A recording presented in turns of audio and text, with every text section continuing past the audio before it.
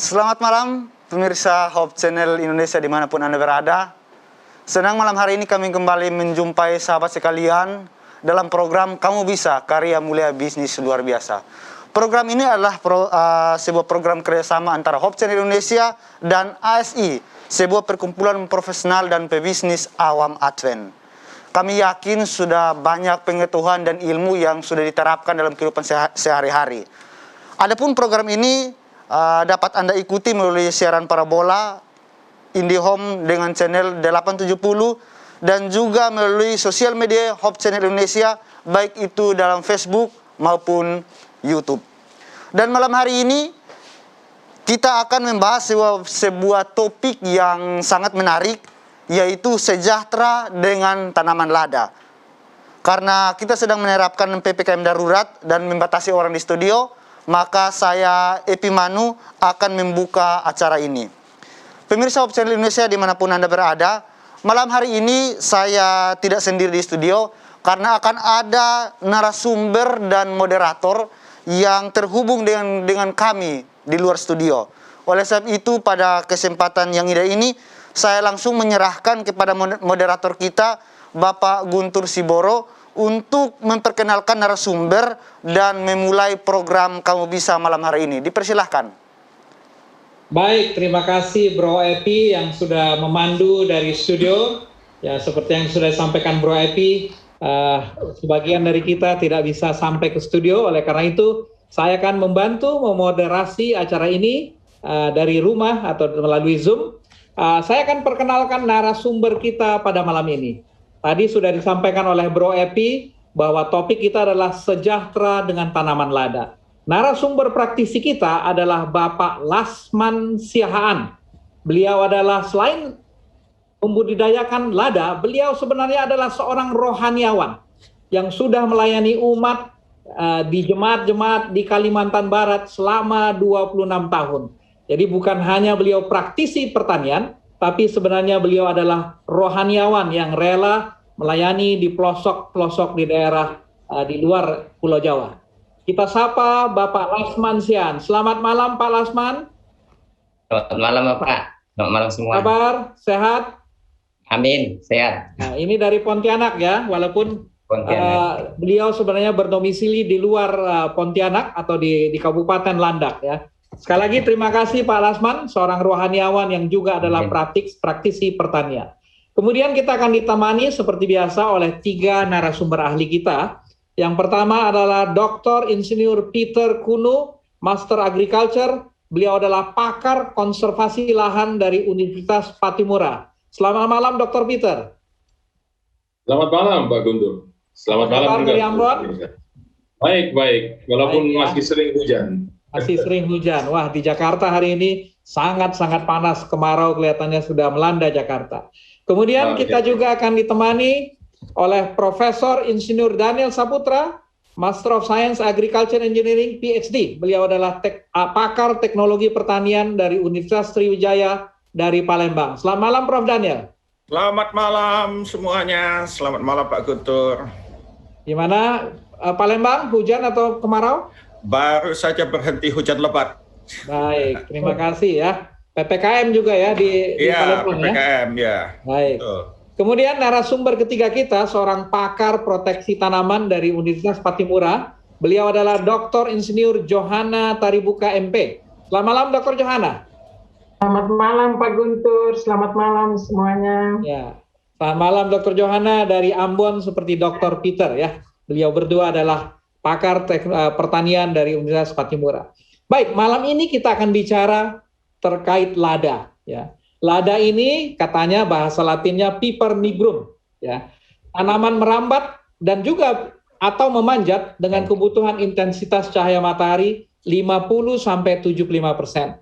Berasal dari India, kita kenal juga dengan nama merica atau di sebagian daerah dikenal merico ya, di Sumatera Barat, di Sulawesi, di Jawa Tengah, di Jawa Timur. Kalau di Jawa Barat dikenal nama pedes. Dan di tempat Pak Lasman dikenal nama sahang, begitu Pak Lasman ya? Sahang ya, dikenal di Kalimantan maupun di Babel. Ada 2 macam produk lada putih dan lada hitam. Lada putih sering disebut muntok white pepper, kemudian lada hitam sering disebut Lampung Black Pepper yang sudah terkenal sejak abad ke-12 ya. Pemirsa, pada tahun 2000 sebenarnya Indonesia adalah negara produsen utama. Namun sekarang sudah digusur oleh Vietnam. Jadi mungkin Pak Lasman ini berusaha untuk membangkitkan Indonesia sebagai produsen lada. Nah, saya ingin tanya dulu kepada Pak Lasman. Ya, Pak Lasman ini kan rohaniawan ya, sudah 26 tahun melayani di jemaat-jemaat di Kalimantan Barat. Kok Ya. bisa tertarik dengan pertanian dan lada khususnya? Bagaimana mulainya? ya. Terima kasih sebelumnya Bapak Guntur. Itu dilatar belakangi di mana tempat saya pelayanan itu para jemaatnya atau masyarakat adalah petani lada. Setidaknya mereka punya di pekarangan rumah, seperti halaman. Yang artinya bahwa masyarakat ini cinta dan suka terhadap lada tersebut. Jadi ketika saya berada di tempat itu, ini namanya di Darok ya, di Sedarok itu satu kampung itu kurang lebih 700 kakak. Dan rata-rata mereka punya lada, baik di halaman pekarangan rumah maupun di ladang. Jadi saya berikan kesempatan untuk tanya jawab dengan mereka. Dan saya tertarik. Di tempat lain juga rata-rata di Kabupaten Sanggau itu masyarakat itu atau penduduk sana itu petani lada, mempunyai lada. Jadi ketertarikan saya di situ karena mereka banyak berkecimpung di situ. Lalu saya juga ingin apa? Tahu dan saya pelajari. Setidaknya saya ambil pelajaran di sini supaya bisa saya membagi pengalaman yang satu kepada yang lain. Dan kemudian juga saya punya pengetahuan yang baru, baik dari pengalaman para penduduk itu, demikian juga dari ilmiah, dari buku-buku juga saya padukan untuk melengkapi apa yang mereka kira-kira tidak pernah baca atau tidak pernah temukan di perpustakaan. Jadi saya sampaikan kepada mereka. Jadi sharing, lalu sambil mengadakan penelitian. Kira-kira begitu. Baik. Jadi selain memang memperhatikan, kemudian membaca literatur, ada satu hal mungkin yang mungkin ini sifat rohaniawan ya Pak Lasman ya, itu sangat mencintai ya. Jadi mungkin bagaimana Pak Lasman ini sampai mencintai lada ya? Saya dengar malah seperti ngomong sama tanaman ladanya ya. Ya. Jadi ternyata setelah perhatikan itu kebun lada, banyak masyarakat ini yang mengeluh, wah ini saya punya lada ini kuning, kenapa ya? Lalu saya katakan, kita lihat dulu kuningnya bagaimana. Karena sering sebagian ilmuwan dan juga para petani mengambil satu pengertian bahwa itu sakit, itu penyakitnya. Lalu saya katakan, kalau dia kuning, tetapi masih mekar daunnya, belum rontok atau keriting, itu pertanda dia hanya kurangan asupan makanan. Ya diberikan aja pupuk, ya berikan pupuk NPK Mutiara, tapi jangan di setiap butiran disiram, campur di air disiram supaya dia bisa nyerap. Tapi kalau dia kuning, agak layu, agak lesu, itu karena kekeringan, siram saja. Tetapi kalau dia kuning dan keriting, kemudian layu, itu sudah masalah di tanah, ada masalah di batang. Cabut saja, dibongkar, dan setelah dibongkar, tanahnya pun dikeluarkan, sarang itu dibuang keluar, dan itu dibuang keluar kebun, dan tanah bekas tadi itu dikorek, dikeluarkan, lalu disemprot, ya, disemprot atau diracun supaya kuman-kumannya mati. Nah, dan jangan langsung ditanam. Tunggu beberapa saat, pastikan itu sudah steril tanah itu, baru isi dengan apa? Tanah yang baru. Bisa lagi buat apa namanya? Penyilangan. Itu saya katakan. Baik. Ya. Baik, jadi kelihatannya memang Pak Lasman ini walaupun rohaniawan tapi sangat memperhatikan ya. Coba mungkin kita lihat dulu video berikut yang menunjukkan bagaimana Pak Lasman sangat-sangat mencintai tanaman, khususnya lada. Mari kita lihat video aktivitas dan video yang menunjukkan bagaimana Pak Lasman melihat atau memperhatikan lada. Pagi, sekarang saya masuki kebun sahang. Ya, ini sahangnya lumayan agak banyak. tetapi salah satu yang saya perhatikan adalah ini nggak dipelihara. Dia punya tiang atau tunjar terlalu kecil, dia tidak kuat untuk menopang, maka rubuh. Sayang, padahal dia punya bunga calon buah banyak, tapi nggak dirawat. Nah, ini juga ada kelemahan, ya, kelemahannya terlalu rindang di bawah pohon besar, dan punya juga tunjar hidup, tiang yang hidup, dan ini sering merugikan karena kalau dipupuk pun berbagi dua, dia punya apa, pupuk dimakan dua. Dan seharusnya juga meliharanya ini harus dibuang, semua daun-daun yang tua-tua ini dibuang. Jadi kalau sudah dibuang daun tua ini, biasanya inilah namanya keluarlah stomata. Ini akan cari calon bunga. Tapi ini pun belum terpelihara, masih banyak yang kosong. Nah, ini salah satu merugikan, tidak ada papanya, ya. Banyak sekali dia punya cabang-cabang ataupun yang calon buah tapi kosong. Nah, ini pun terlalu sedikit. Dia sudah panjang, dia punya batang yang calon buah, tapi bisa dihitung sedikit sekali. Seharusnya ini setiap ruas ini sudah harus keluar dia. Ini karena kurang perawatan, baik pembersihan daunnya, ini juga pemupukan kurang.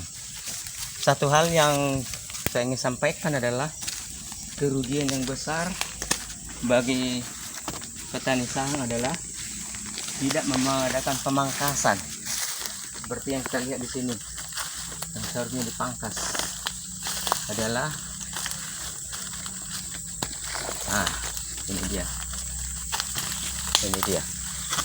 ini tidak ada manfaat. Ini namanya tunas cacing, ya, tunas cacing, atau dia terlalu gondrong. Kita lihat gondrong gitu, seharusnya itu dipotong. Nah, banyak sekali.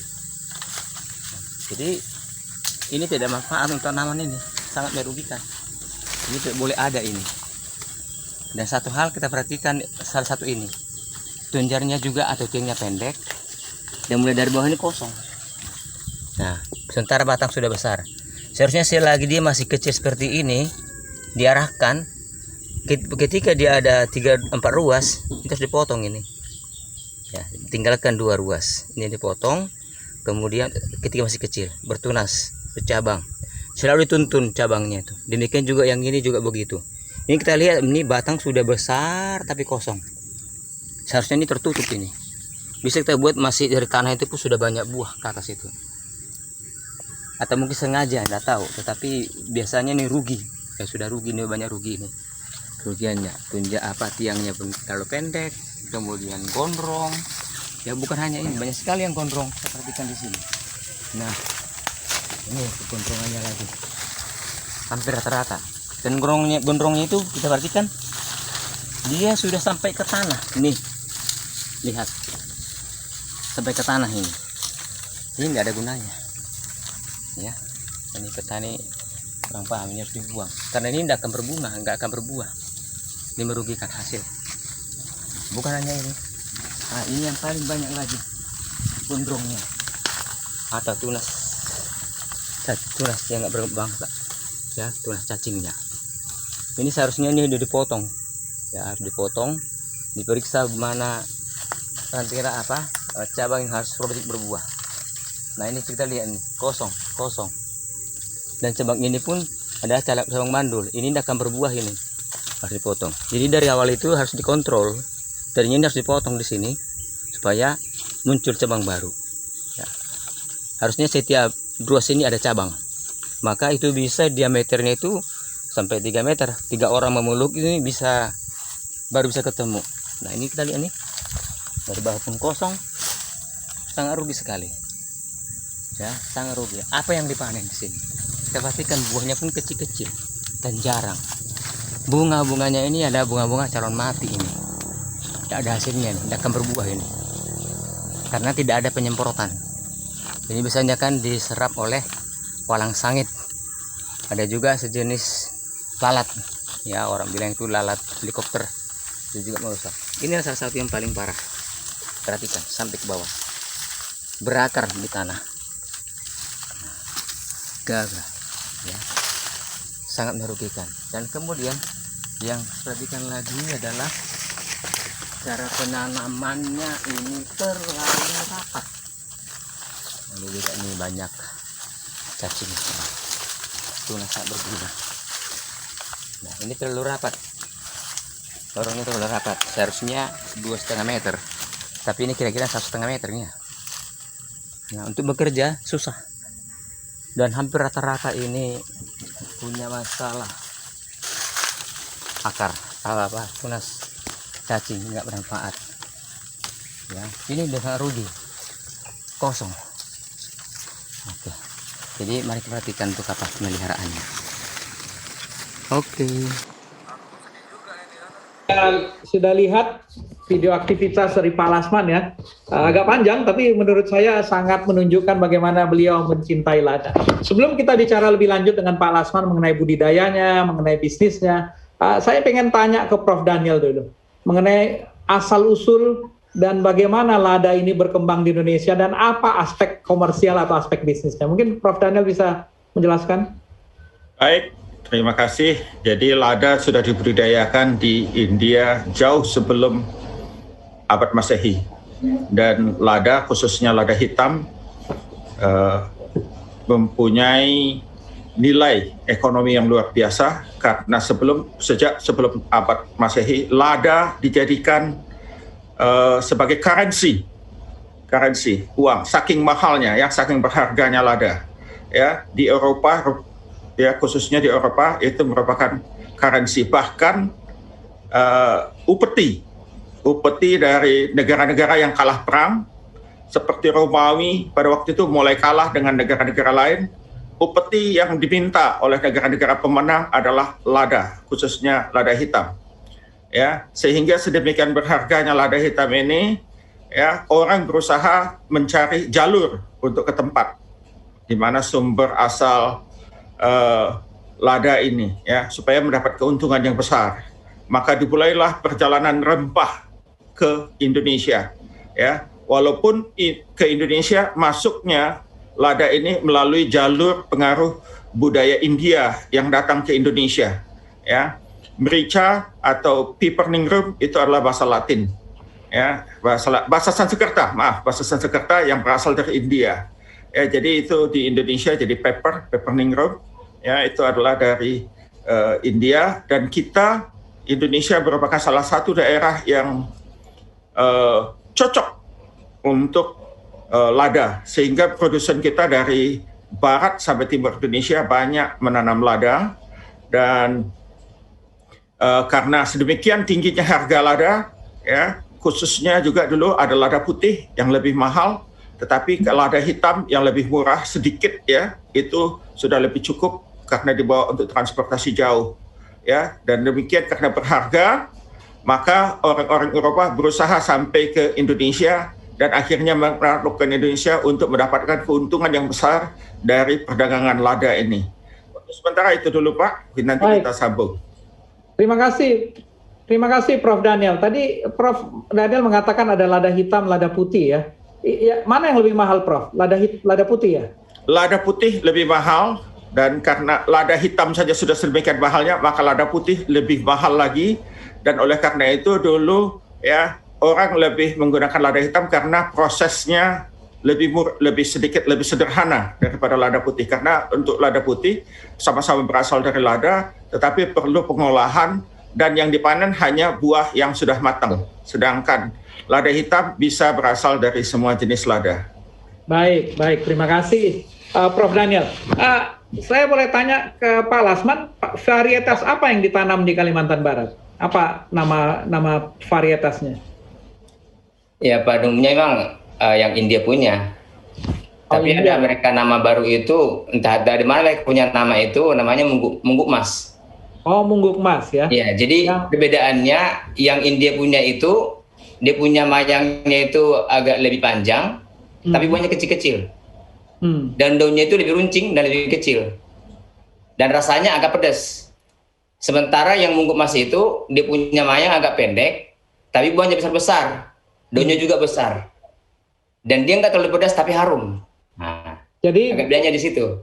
Jadi oleh Pak Lasman pengolahannya itu dicampur Bapak, tidak ada dicampur. Jadi dua-duanya ditanam ya Pak Lasman ya? Ada dicampur ditanam Bapak. Iya. Kalau saya baca di literatur ada petaling, itu katanya apa namanya di Bangka Belitung ada Natar ya. Natar ini kalau nggak salah Prof Daniel di Lampung ya. Iya. Nah saya lihat dari literatur yang paling tinggi produksinya itu Bengkayang kalau disebut ya. Mungkin ini yang dinamakan mungguk emas tadi oleh Pak Lasman ya. Tapi Bengkayang katanya sampai 4,67 ton lada putih per hektar ya. Jadi baik, kita akan bicara sedikit mengenai syarat tumbuhnya. Ini daerah Kalimantan Barat ini ketinggian berapa nih Pak Lasman? Daerah ketinggian permukaan laut. Iya, ini rendah ya, dataran rendah ya. Dataran rendah, termasuk Kalimantan dataran rendah. Nah, dan suhunya karena lewat Katulistiwa ini suhunya juga cukup tinggi ya. Tinggi panas Pak. Ya, dan lembab ya. Iya Pak. Baik. Itu tanahnya model apa itu Pak Lasman? Ada juga tanah yang merah, ya, berbatu-batu. Yang agak di pedalaman itu ada seperti gambut, ada juga yang tanah agak hitam, hitam kreasi. Namun agak merata itu banyak mengandung zat asam. Oke. Itu menjadi keluhannya. Oke. Mungkin kita tanya Dr. Peter dulu. Beliaunya kan ahli konservasi lahan ya. Mungkin syarat tumbuh dan lahan seperti apa yang cocok untuk lada ini, Dr. Peter? Iya, Pak Guntur. Banyak penelitian yang sudah dilakukan dan untuk lahan yang paling sesuai, katakanlah seperti dari sisi pandang keilmuan saya, itu untuk lahan yang ideal itu antara 0 sampai 500 meter dari permukaan laut untuk ketinggian tempat. Kemudian jenis tanah pada umumnya boleh, tapi yang terbaik adalah tanah yang bertekstur pasir. Jadi pasirnya harus dominan, kemudian bersifat gembur ya, itu konsistensi dalam itu. pH memang berkisar bisa 5 sampai 6,5, itu yang terbaik. Kemudian dia membutuhkan NPK dan Mg, termasuk CaO juga. Jadi tanah-tanah yang kalau mau baik itu mesti diketahui kandungan unsur-unsur ini, kadarnya, sehingga penetapan untuk kebutuhan pupuknya itu tepat. Jika tidak, memang kalau petani rata-rata kan memberikan berdasarkan pengalaman dia. Dan tanah juga lebih baik mengandung kadar bahan organik yang lebih dari 2%. Tapi ini juga untuk tanaman lada ini dia butuh lapisan tanah yang cukup dalam, lebih baik lebih dari 2 meter, dan bagusnya untuk topografi atau kemiringan lahannya kurang dari 15%. Karena di atas itu dibutuhkan tindakan-tindakan konservasi yang khusus untuk menghasilkan produksi yang baik ya, termasuk kondisi iklim, curah hujan kisarannya 2.000 sampai 2.500 yang paling baik, tapi bisa juga sampai 3.000 mm per tahun, dengan kelembaban udara antara 70 sampai 90%. Dan bulan kering hanya 2 sampai 3 bulan per tahun. Itu kondisi yang ideal bagi pertumbuhan lada, dan saya kira kalau kondisi ini bisa dilakukan kajian lebih dulu di lahan yang mau digunakan, maka faktor-faktor pembatasnya bisa diketahui, sehingga pengelolaan itu lebih khusus diarahkan kepada faktor-faktor pembatas itu. Dengan demikian, produksinya akan lebih baik. Baik. Tadi kemiringan 15%. Tadi kalau Pak Lasman saya lihat di video tadi datar ya. Tapi sebelumnya Pak Lasman pernah tanam di kemiringan yang lebih tinggi ya? Lebih tinggi sedikit Pak. Nah, itu apa yang dilakukan supaya konservasi lahannya berjalan sesuai dengan yang disampaikan Dr. Peter tadi? Ya. Jadi memang kalau ya Pak. Silakan Pak Lasman. Oke, terima kasih Pak. Jadi untuk tanah yang agak miring itu kami hanya buat satu sistem bertangga supaya waktu penyiraman pemupukan maksimal dikonsumsi oleh pohon-pohon tersebut, tidak menurun ke tempat yang lain. Dan kalau datang hujan pun bisa bertahan di jalur tersebut, nggak terbuang. Memang kami perhatikan juga itu bagaimana kelembapan tanah, selalu diperhatikan kelembapan tanah itu. Dan kami perhatikan melalui daun. Daun itu menjadi satu deteksi kami buat tentang basahnya ataupun kekurangan pupuk segalanya. Daun itu menjadi patokan bagi kami. perhatikan daunnya itu, bagaimana pertumbuhan tunas dan juga cabang diperhatikan, supaya kami tahu apa yang kami akan lakukan. Kalau misalnya seperti kuning, ya atau pucat, kemudian agak kita minta daunnya. Jadi daun itu menjadi satu deteksi bagi kami untuk mengetahui apa keperluan dari tanaman tersebut. Indikator ya. Begitu, indikatornya Pak, begitu. Ya. Baik, ada masukan Dr. Peter terkait dengan konservasi tadi? Ya, saya kira sudah tepat. Jadi prinsipnya adalah mencegah jangan sampai terjadi erosi yang berat, karena kalau sampai terjadi erosi kan lapisan olah tanah atau lapisan tanah bagian atas yang subur itu akan terbawa, dan tentu pasokan pupuk dan lain sebagainya itu lebih tinggi, jadi biaya produksi akan lebih tinggi. Makanya perlu dijaga sekali kalau kita menggunakan lahan miring, itu tindakan konservasi harus dibuat. Dan yang tadi Pak Lasman sampaikan, itu pembuatan teras ya, pembuatan teras, dan saya kira itu sudah baik. Baik, terima kasih Dr. Peter. Kita lanjut dengan Pak Lasman. Ini kan lada ini, kalau saya lihat di video tadi, ini yang memanjat ya, tapi ada juga yang merambat. Ini kenapa dipilih yang memanjat Pak Lasman? Atau juga ada yang merambat yang ditanam oleh Pak Lasman atau petani-petani lada di Kalimantan Barat? Terima kasih Pak Untur. Sebenarnya tanaman itu dia adalah memanjat. Dia memanjat, tetapi oleh karena petani ini tidak perhatikan tunas-tunas yang muncul itu. Karena tunas itu mempunyai keturunan masing-masing. Ada tunas yang bakal bisa jadi menghasilkan buah, ada juga tunas ini yang hanya sekedar hadir sebagai pelengkap baja, ranting-ranting yang tidak akan produktif. Dia panjangnya cabang itu paling-paling sekitar 10 cm, dan cabang itu bentuk V, daunnya juga bentuk V, dan ini nggak ada artinya apa-apa. Seandainya pun dia berbuah, buahnya paling 4-5 butir. Jadi harus dipangkas. Lalu kemudian seharusnya memang dia harus hanya memanjat. Tetapi tadi ada mungkin lihat di video itu dia merambat seperti sirih. Itu sebenarnya itu adalah tunas cacing. Kalau di sini namanya tunas cacing. Itu tidak berguna, harus dipotong. Karena dia tidak akan berbuah. Dia hanya menghabiskan unsur-unsur yang ada tanah itu ataupun bahan pohon itu. Bahkan kalau nggak dipotong, dia bisa menjadi gondrong seperti wanita. Ya, seperti wanita. Kalau dia berbuah kecil-kecil.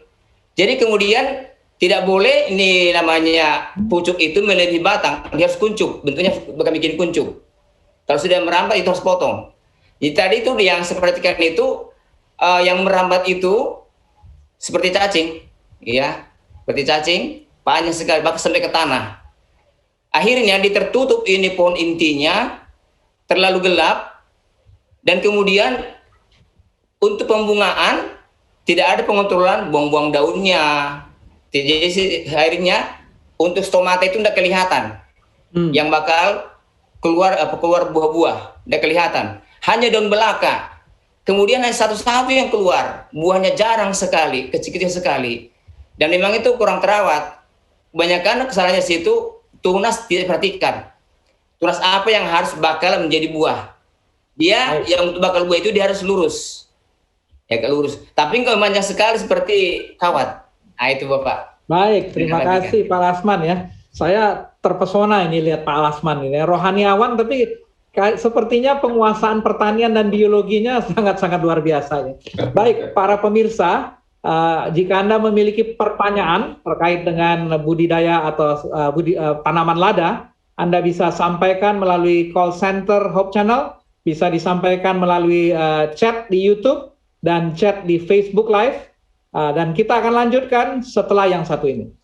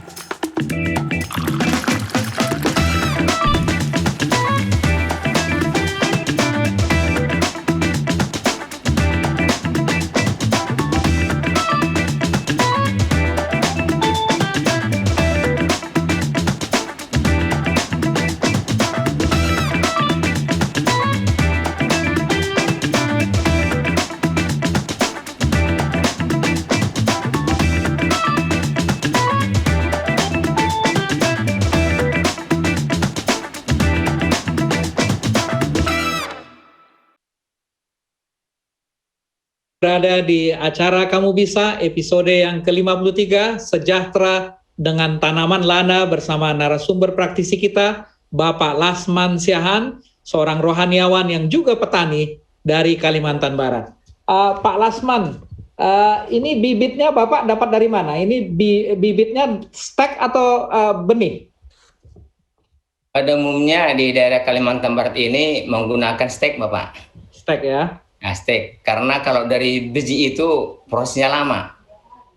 Prosesnya lama sampai menunggu sampai tinggi 5-7 cm, itu sangat lama sekali.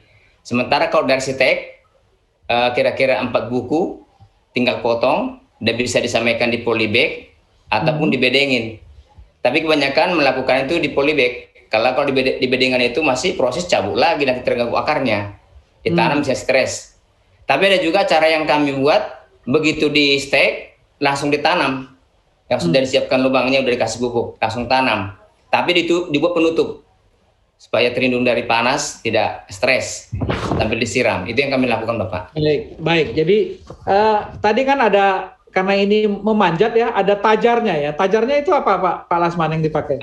Tunjar, namanya tunjar. Jadi kalau di Kalimantan Barat kebanyakan menggunakan tiang besi atau namanya sini belian. Cuman karena sudah agak sulit dapat, mahal, kemudian ada yang menggunakan dari pohon yang hidup, ya. Ada yang pohon hidup. Kerugiannya adalah ketika pohon ini makin besar, lalu dibuat pupuk tanaman itu, pupuk itu bagi dua. Salah satu tadi yang saya tunjukkan di video itu, dia menggunakan tiang yang hidup. Bahkan tidak ada perawatan, sehingga tertutup sekali itu dia punya saham, gelap, belum lagi pohon yang lain. Kurang cahaya matahari. Dan 2 hari yang lalu, saya perhatikan juga yang demikian, akhirnya ditebang semuanya. Karena batang tiang tunjar itu sangat besar, sementara dadanya kecil. Nggak seimbang. Jadi nampaknya itu dia rugi, ditebasnya semua. Baik. Jadi yang rata-rata kami gunakan di Kalimantan ini adalah tiang yang mati. Tiang yang kering, ya, itu, yang keras. Kalau dibaca di literatur, memang biaya tiang atau tajar ini cukup besar ya. Itu kayu besi, berapa harganya di sana untuk satu tanaman? Bervariasi, Bapak. Ya, kami yang rata-rata menggunakan bukan yang kelas 1, tapi yang katakanlah itu yang semperan yang dipakai. Itu sekitar 45.000 sampai 55.000. Baik. Mungkin Prof. Daniel bisa komentar, kalau nggak salah di Lampung atau di Bangka Belitung pakai pokok randu ya. Mungkin ada plus minusnya nih, seperti kalau Pak Lasman bilang tadi tiang hidup bisa membagi nutrisi ya, terbagi. Iya. Tapi kalau saya baca di Bangka Belitung, dari Lampung kelihatannya banyak yang hidup yang dipakai. Prof. Daniel mungkin bisa komentar. Baik, jadi pohon tiang panjatnya ini ya, bukan yang banyak digunakan di Bangka ataupun di Lampung, bukan tanaman langsung hidup, tetapi adalah tanaman yang bisa tumbuh dengan stek, jadi dia lebih awet ya, sehingga daunnya tidak begitu banyak kalau tanaman langsung, tanaman hidup. Tetapi juga di Bangka Belitung, karena tadi ada kompetisi pemanfaatan sumber hara tanaman, maka mereka juga banyak juga menggunakan pohon yang kayu yang mati. Tetapi karena sekarang ini mulai sulit untuk mendapatkan kayu yang kuat, yang tahan 5-7 tahun sebagai tiang panjat, maka juga sudah digunakan tiang panjat terbuat dari beton, ya, besi dilapisi di pipa pralon. Itu diisi besi supaya dia bisa memanjat, kemudian dilepas, jadi tiangnya itu terbuat dari beton, ya, sehingga tahan lebih lama, ya. Mungkin di Kalimantan Barat karena masih banyak pohon kayu belian, ya, kalau di tempat lain kayu bulian, ya, kayu sejenis kayu besi, kayu ulin yang kuat keras, ya, itu bisa juga digunakan, ya. Tapi kalau di Sumatera Selatan itu relatif sulit sekarang untuk didapatkan. Dan harganya juga amat mahal, kalah kompetitif dengan tiang beton. Jadi sekarang kalau di Bangka banyak yang menggunakan tiang, yaitu tiang beton, ya. Dan memang tiang panjat ini merupakan investasi awal yang lumayan besar ya. Ya, sampai 20-30% dari biaya awal untuk membudidayakan tanaman lada ini. Tetapi lada ini juga memberikan hasil ya, hasil imbang hasil yang cukup baik, ya. Kalau tidak terjadi gejolak harga yang luar biasa, maka minimal internal rate of return-nya itu bisa sampai 50%, ya. Jadi dalam 4 sampai 5 tahun modalnya sudah kembali, setelah itu tinggal menikmati untung. Ya. Nah, kalau harganya sedang naik, ya lumayan baik, ya, lumayan menguntungkan. Makanya tadi kita judulnya sejahtera ini, karena sebetulnya petani-petani lada ini sejahtera. Ya, kalau harga di tingkat petani itu 50.000 saja sudah senyum lebar para petaninya, ya. Karena modalnya itu kalau dihitung-hitung hanya sekitar 30.000. Ya, Baik. 30.000. Ya. Baik, terima kasih Prof. Daniel yang sudah menjelaskan. Mungkin inilah motivasi dari Pak Lasman ya sebagai rohaniawan untuk membantu pemberdayaan ekonomi umat, ya. Jadi karena tadi kesejahteraan bisa dicapai. Saya mau tanya ke Pak Lasman, perawatan dan pemeliharaannya gampang nggak Pak Lasman? Kalau pemeliharaan itu bisa dibuat berat ataupun dibuat ringan. Ya, Artinya begini, kalau mau berat itu mereka tergantung kepada modal beli pupuk atau racun. Sementara bisa dilakukan tidak memberatkan seperti itu secara sederhana. Contoh tadi tidak mengadakan penyemprotan rumput, tetapi dikikis ataupun ditebas. Lalu kemudian untuk perawatan pohon itu, ya tergantung misalnya kalau daunnya itu sudah kena jamur, yang punya modal misalnya langsung semprot anti jamur. Tetapi yang kami lakukan adalah dipetik semua daun-daun yang ada jamur-jamur atau yang tua itu masukkan di karung dan dipisahkan setempat. Jadi kami tidak taburkan itu di bawah supaya jangan nanti ketularan lagi yang lain. Itu contohnya kemudian Pak. Dan kemudian cara pemupukan pun kami tidak memupuknya secara merata. Ya karena tumbuhan ini tidak sama dia punya sistem pertumbuhannya. Ya, ada yang low growth, ada yang medium growth, dan ada yang top growth. Jadi untuk yang low growth ini itu namanya kerdil, kekurangan asupan. Itu yang lebih banyak diperhatikan.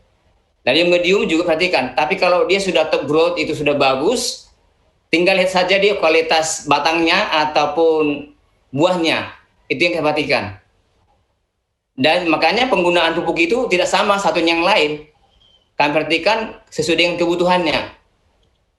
Kalau misalnya dia kerdil, dipupuk sama dengan yang lain porsinya, bisa jadi mati. Dan kadang dipupuk pun, pupuk itu tidak terurai, malah bergumpal. Maka kami periksa, ternyata dari sana zat asam. Maka harus dikasih dolomit dulu.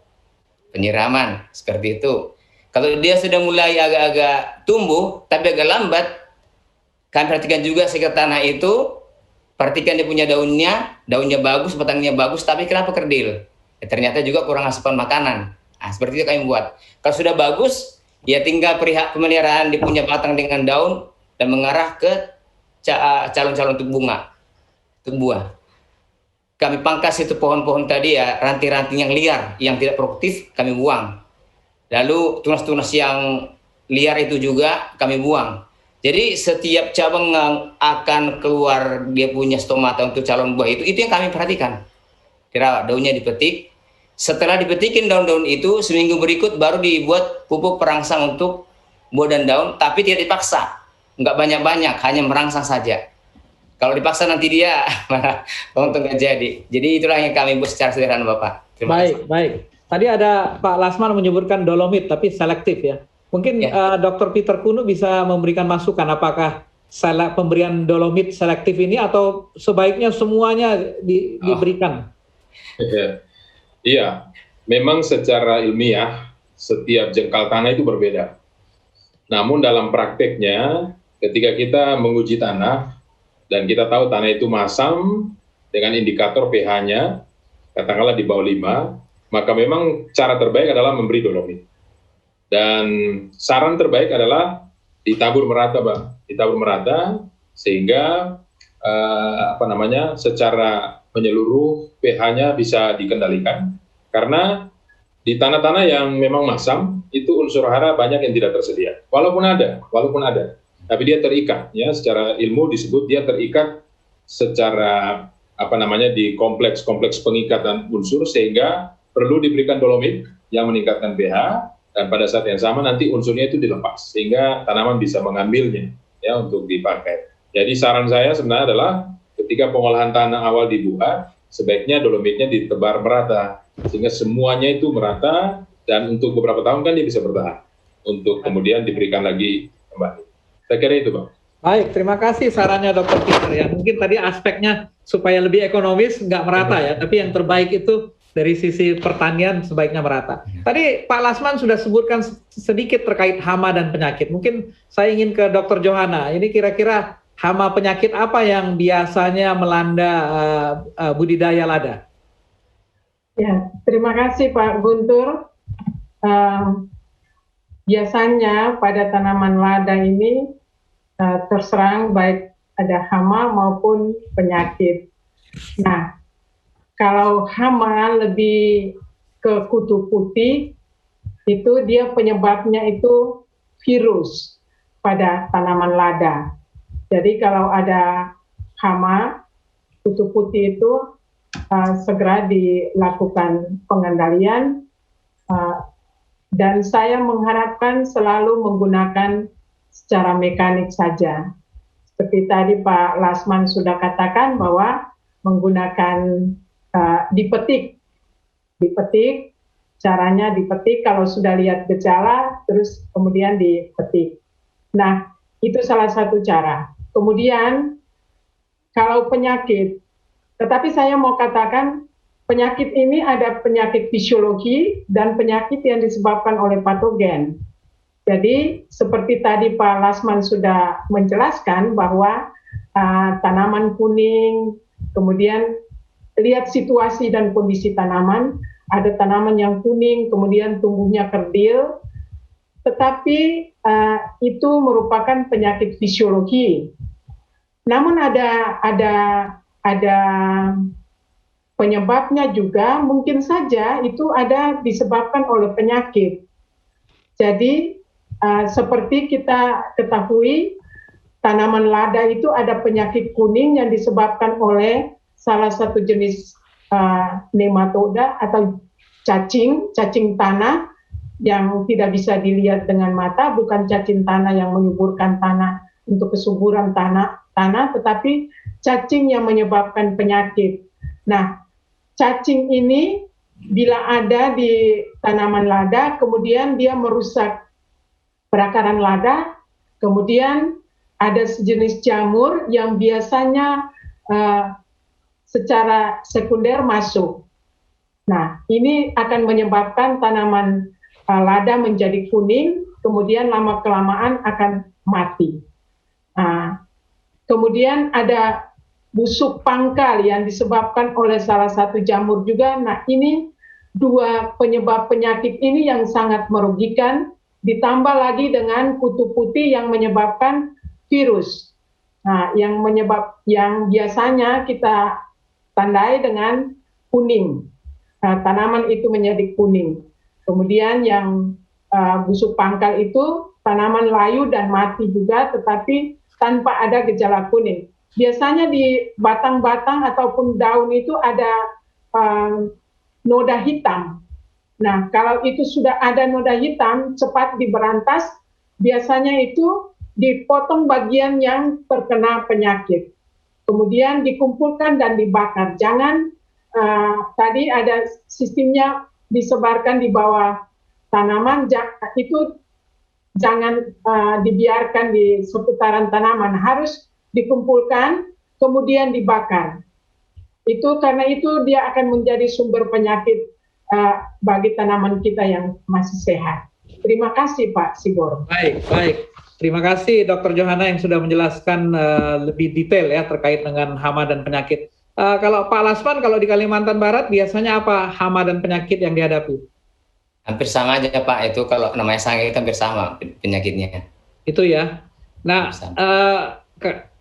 apa yang dilakukan tadi? Apakah menggunakan Tadi sudah mekanik ya, tapi kalau terkait dengan hama, insek, pakai apa? Apakah nabati atau? Karena waktu itu belum ada pakai nabati, masih pakai pestisida yang kimia. Itu masih digunakan Bapak, yang normalnya. Tapi kalau sudah dilihat itu memang sudah parah itu kondisinya, bahkan sampai mati ke akar, dia memang kita cabut. Kalau misalnya dia baru pertengahan layu, tapi di bawah itu masih segar, itu dipangkas dan dibuang jauh-jauh atau dibakar. Karena dari batang ini dia masih kuat, masih tumbuh tunas lagi. Bisa lagi bertunas. Jadi itu yang kita pelihara lagi. Jadi tidak perlu dibongkar semua. Jadi tergantung juga melihat kondisi batangnya itu. Karena memang batangnya ada yang busuk dari pertengahan. Kalau dari pertengahan masih bawah pangkal masih hidup. Tapi kalau udah busuk dari bawah, tidak jalan lain, harus dibongkar. Harus dibongkar, itu kami lakukan Pak. Terima kasih. Ya, ada saran dari Dr. Johanna terkait dengan pestisida nabati yang bisa dipergunakan atau seperti apa? Baik Pak Sigoro, terima kasih. Saya menyarankan jangan terlalu menggunakan pestisida sintetik atau kimia, karena itu sangat merusak ekosistem di seputaran pertanaman Bapak, baik secara ekologis itu akan merusak mikroba-mikroba maupun serangga-serangga berguna yang ada di seputaran tanaman. Kalau sering menyemprot dengan pestisida sintetik, itu akan menjadi serangannya itu lebih berbahaya dari yang pertama, karena penyakit itu akan kebal, kemudian hama itu juga akan kebal. Nanti kalau hamanya kebal, penyakitnya kebal, kerusakan lebih bertambah dan sulit sekali untuk memberantas. Kerugiannya itu bisa mencapai 100%. Nah, sehingga harus melihat kondisi. Saya menyarankan untuk menggunakan bahan tanaman di seputaran tempat tinggal Bapak. Ada banyak tanaman-tanaman di seputaran kita yang kita tidak tahu manfaatnya. Padahal itu sebenarnya sangat berguna, kita bisa gunakan sebagai pestisida nabati. Jadi sebaiknya penyemprotan serangga hama menggunakan pestisida nabati. Kemudian kalau penyakit, melihat kondisi, seperti tadi Pak Lasman sudah katakan, kalau bagian bawah tidak terserang busuk pangkal batang sampai busuk, itu bisa dipertahankan.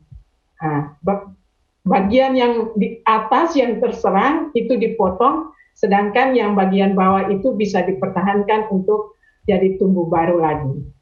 Terima kasih Pak Sigoro. Baik, terima kasih Dr. Johanna. Saya akan bacakan satu pertanyaan dari pemirsa kita. Nanti mungkin Pak Lasman boleh jawab. Dari Rile Silalahi, pertanyaannya adalah, kalau lada kita haluskan, kok baunya kurang enak ya? Tapi kalau setengah halus, maksudnya agak kasar, rasanya enak. Kok bisa beda ya, halus dengan kasar? Mungkin Pak Lasman boleh menjawab? Baik, terima kasih Pak. Kalau halus, dibuat halus, itu sudah timbul sana ada minyak ladanya, kemudian ada patinya juga udah muncul, lemaknya juga muncul, jadi udah menyatu. Tetapi kalau masih setengah hancur, di sana belum ada keluar minyaknya itu, jadi belum keluar, masih ada rasa khasnya. Saya rasa letaknya di situ saja. Baik. Sama seperti kelapa, maaf kata, seperti kelapa. Kalau digongsing kelapa itu, biarpun dia gosong, enak, masih enak. Tapi kalau sudah ditumbuk sampai berminyak, rasanya udah yang lagi. Sudah hilang ya rasanya. Minyak dan keluar bagian yang lainnya. Begini Pak. Nah, mungkin Prof. Daniel mau menambahkan? Baik, terima kasih. Jadi di dunia ini ada dua kutub lada hitam, kutub lada putih. Dan masing-masing dengan penggunaannya. Untuk Asia, kebanyakan makanan itu menggunakan lada putih. Ya. Kalau Eropa mereka menggunakan lada hitam. Dan kemudian tadi ada pertanyaan, kenapa kalau lada ditumbuk begitu ya, dihaluskan, aromanya berbeda gitu ya. Jadi kalau lada hitam pada umumnya seperti itu. Ya, itu kelemahannya. Tapi kalau lada putih itu umumnya dihaluskan ya. Dihaluskan karena dia memang berasal dari biji ya. Kalau kita orang biologi sebutnya justru itu yang buah. Ya, jadi kalau lada hitam ada kulitnya. Jadi pada waktu dia dihaluskan kemudian kita simpan, maka aromanya itu sudah menguap, ya, ada zat volatil menguap, ya, cepat. Jadi kalau masakan yang sering kita lihat, kalau kita ini ada pakai lada hitam, itu langsung dihancurkan pada waktu dimasak, ya, atau sesaat setelah matang baru dihancurkan. Tetapi dengan rezim lada putih dia ditambahkan pada waktu dimasak, ya. Jadi karena beda ininya, apa namanya, lada putih itu biji, yang lada hitam ada juga dengan kulitnya, jadi cita rasa yang dihasilkan itu berbeda. Sehingga kalau dihancurkan lada hitam itu kelemahannya. Makanya lada hitam tidak pernah dijual dengan bentuk bubuk atau yang hancur. Tapi kalau lada putih banyak, hampir semuanya dijual. Kalau di pasar kita beli lada, jarang sekali kita beli lada putih yang berbentuk butiran, ya, tapi sudah jadi bubuk. Jadi ini beda cara penggunaan, ya. Kalau lada hitam, ya dia agak kasar dan dicampurkan pada saat makanan itu hampir matang dan diangkat. Terima kasih. Baik, kita bicara tentang panen sekarang. Ini yang menarik, ya. Berapa lama bisa dipanen ini Pak Lasman? Dan sampai berapa lama tanaman lada ini masih produktif? Ya, terima kasih Pak Guntur. Yang kami tanam itu dari hasil stekan, itu panen setelah 2 tahun. 2 tahun, ya? 2 tahun umurnya. Jadi caranya kayak buat ketika dia masih umur 1 tahun, setengah tiang, tidak dibiarkan itu bunganya dibuang. Sampai dia mencapai 3/4 tiang, baru dibiarkan terus berkembang sampai berbuah, supaya maksimal dia punya buahnya. Jadi 2 tahun itu sudah berubah bagus. Itu yang kami lakukan. Jadi dan kemudian sistem panennya kami buat itu untuk proses lada putih, di mana yang dipanen hanya yang tua saja. Nah, setelah itu dipanen yang tua ini juga diperiksa juga bagian yang sudah dipetik, kira-kira tidak lagi nanti keluar buah itu dipotong supaya muncul lagi yang baru. Jadi sistem naik bertangga, seperti itu yang kami lakukan. Tapi biasanya kalau mereka yang menggunakan lada hitam itu dipanen semuanya yang hijau-hijau, dijemur, prosesnya nggak susah. Nah itu kira-kira begitu Pak. Baik, tadi tahun pertama dianggap latihan berbuah, tahun kedua dia sudah berbuah benar. Usia produktifnya sampai umur berapa Pak Lasman? Ya, ada yang belasan tahun, antara 12 tahun sampai 15 tahun Bapak. Sampai 12 dan 15 tahun ya? Jadi nilai ekonomisnya luar biasa ya. Kira-kira kalau sudah mulai tahun kedua itu per batang atau per pohon itu berapa produksinya? Ada yang bisa mencapai sampai hampir 10 kilo kalau benar dia punya diameter sampai besar, 3 tangan orang yang megang itu. Contoh yang kami punya waktu itu, mulai dari bawah itu sudah ada buah sampai ke atas, bahkan 1 tiang tunjar itu tidak mampu, rubuh. Akhirnya kami bikin 2 tiang. Kami bikin 2 tiang, 2 tunjar itu, karena terlalu banyaknya. Saya mencoba memanen itu hampir 1 jam 1 pohon. Karena di luar lebih dalam, sampai daun-daunnya itu tidak berkelihatan. Baik. Jadi ini keuntungannya lada ini. Jadi memang benar itu orang itu sejahtera, walaupun tanam sedikit, sejahtera. Baik. Jadi nilai ekonomisnya bisa bertahan 12 sampai 15 tahun. Ya. Per pohonnya lumayan produktif. Kalau harga sekarang kira-kira berapa Pak Lasman? Kebetulan, terima kasih Pak Guntur. Kemarin saya tanya dari teman saya yang ada di batasan Entikong, Tebedu, Malaysia. Saya tanya untuk sahang yang putih sekarang itu 80 ribu per kilo. Sementara lada hitam setengahnya, hanya 40. Tetapi kebanyakan penduduk masyarakat menggunakan ataupun proses yang lada hitam. Karena nggak ribet katanya, nggak repot. Padahal sebenarnya harganya jauh sekali. Cuma mereka bilang kalau hitung timbangannya ya lebih beratan yang hitam karena dengan ampas-ampasnya juga ditimbang. Cuman harganya jauh sekali, setengah harga daripada sahang putih. Sayangnya penduduk di sana itu jarang sekali menggunakan atau proses buang lada putih. Mereka dominannya lada hitam. Kalau hitung-hitungan kasar kira-kira Pak Lasman untuk satu pohon ini marginnya berapa ya? Wah, kurang bisa. Ya, kalau 80.000 per kilo ya mungkin biaya ya terutama biaya tajar lah yang paling berat ya. 20-30%. Bisa untung 40%? Kurang lebih bisa dapat Pak. 40% ya. Persen. Jadi kalau 80.000 bisa 30.000-an kira-kira. Ya. Mungkin Prof Daniel nih yang biasa hitung-hitung ada komentar nih. Baik, jadi dari beberapa literatur yang sudah meneliti merica dari seluruh Indonesia, BC ratio bertanam lada ini ada mulai dari 1,1 sampai 3,5. Jadi kalau harganya sedang bagus, ya lada putih bisa sampai 150.000, itu bisa sampai 3,5 BC ratio-nya. Ya. Tapi kalau harga seperti sekarang sekitar ya 50.000, maka itu sekitar 1,1. Tapi kalau sudah di bawah itu, petaninya akan mengeluh, ya karena investasinya itu tidak tertutup. Jadi kadang-kadang banyak petani juga yang kapok bertanam lada juga. Tetapi untuk beberapa tahun belakangan ini harga lada ya merica itu lumayan bagus ya, walaupun sudah mulai ada kompetitor dari Vietnam dan negara-negara tropis lainnya. Ya, jadi kalau kita mau menanam lada sekarang sedang bagus ya, walaupun masih belum sampai 2 BC ratio-nya, masih 1,1 ya, 1,1. Tapi mesti sabar menunggu ya, sabar menunggu minimal 2 tahun baru bisa ini. Beda dengan investasi yang lainnya, kadang-kadang ada yang 3 bulan. Kalau makanya banyak di daerah-daerah yang agak tinggi gitu ya, dataran tinggi, mereka lebih mau ke sayuran atau hortikultura karena dalam 3 bulan sudah panen. Sedangkan lada ini bisa 2 tahun, tetapi dia akan continue ya. Beda dengan ini, dia akan continue bisa 12 sampai 15 tahun tadi kata Pak Lasman, asal dirawat ya, dirawat dengan baik. Dan kadang-kadang memang kalau harga sedang jatuh, petani malas merawat karena membutuhkan biaya.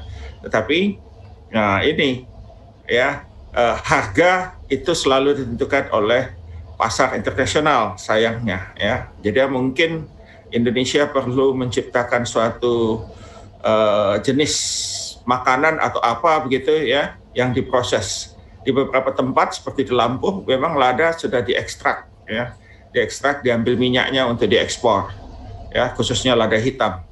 Tetapi ya itulah, jadi mesti ada diversifikasi. Tapi kalau petani kita sekarang hanya dipanen, mereka maunya mudah, makanya produksi lada hitam itu lebih banyak daripada lada putih karena perlu waktu ya, bahkan 1 minggu untuk direndam, 3 sampai 1 minggu direndam untuk memproses lada putih. Baik, terima kasih Prof Daniel. Jadi tidak salah kayaknya Pak Lasman ini sebagai rohaniawan dengan intensi untuk membantu pemberdayaan ekonomi umat ya. Karena jangka panjang memang kalau ini bisa dilakukan ya, 2 sampai 15 tahun. Waktu tunggunya 2 tahun, tapi kemudian bisa berjalan 15 tahun. Baik pemirsa, waktu memang yang akan memisahkan kita karena tidak terasa sudah 1 jam lebih sedikit kita berdiskusi. Kita akan tutup, mungkin saya ingin mendapatkan konklusi mungkin dari masing-masing narasumber kita, 1 atau 2 kalimat. Silakan Pak Dr. Peter Kuno, mungkin ada konklusi, masukan. Ya, secara prinsip untuk memperoleh hasil yang baik dan continue sepanjang kurang lebih 15 tahun itu, maka faktor-faktor yang menjadi penghambat untuk produktivitas yang tertinggi itu perlu dikelola dengan baik. Dan itu tentu saja perlu ada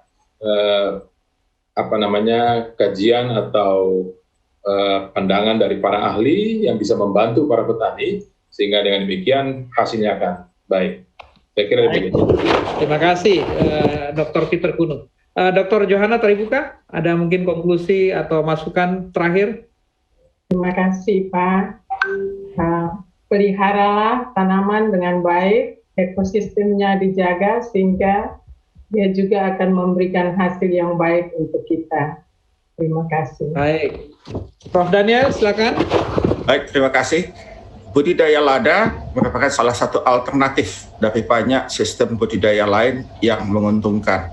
Oleh karena itu, apabila di daerah Anda cocok untuk ditanam lada, silakan ya untuk mendapatkan keuntungan yang lumayan dan lebih sejahtera dengan budidaya lada.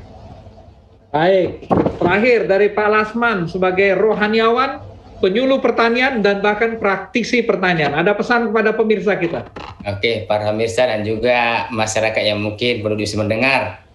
Jadi walaupun prosesnya agak ribet, kemudian biaya yang digunakan itu agak mahal, tetapi melihat kebutuhan daripada lada ini, khusus Indonesia sangat luar biasa, karena bisa digunakan bukan hanya untuk perempah makanan, tapi juga bisa untuk obat dan juga untuk minuman. Fungsinya begitu banyak. Maka saya anjurkan, tanamlah lada, karena itu sangat menguntungkan. Kalau saja bukan hanya untuk bumbu, itu pun akan berguna untuk hal-hal yang lain. Biar lahan sedikit, tanam lada, supaya hidup sejahtera. Baik, Pasti terima kasih. Terima kasih dari Pak Lasman yang sudah memberikan motivasi. Biar lahan sedikit, tanam, karena Anda akan sejahtera. Baik pemirsa, kita tidak terasa sudah lebih dari 1 jam. Kita akan mengakhiri episode 53, Sejahtera dengan Tanaman Lada. Dan saya akan kembalikan kepada Bro Epi di studio. Baik, terima kasih. Bapak Guntur Siboro yang telah menjadi moderator pada malam hari ini dalam program Kamu Bisa, Karya Mulia Bisnis Luar Biasa. Dan juga terima kasih kepada narasumber yang telah memberikan banyak masukan-masukan yang tentunya ini akan menambah wawasan kita untuk bertani yang lebih baik. Dan Bapak Ibu Saudara-saudara sekalian, jangan lupa terus menonton program-program ini ditayangkan oleh Hope Channel Indonesia selama 24 jam. Dan kiranya melalui program-program yang akan ditayangkan di Hope Channel ini, Indonesia ini akan menambah kehidupan kita untuk lebih hari, lebih dekat, dan lebih setia kepada Tuhan. Dan tentunya lebih mendekatkan kita kepada Tuhan yang Maha Kuasa. Akhir kata, saya Epi Manu bersama kru yang bertugas pada malam hari ini pamit undur diri. Selamat malam, Tuhan Yesus memberkati.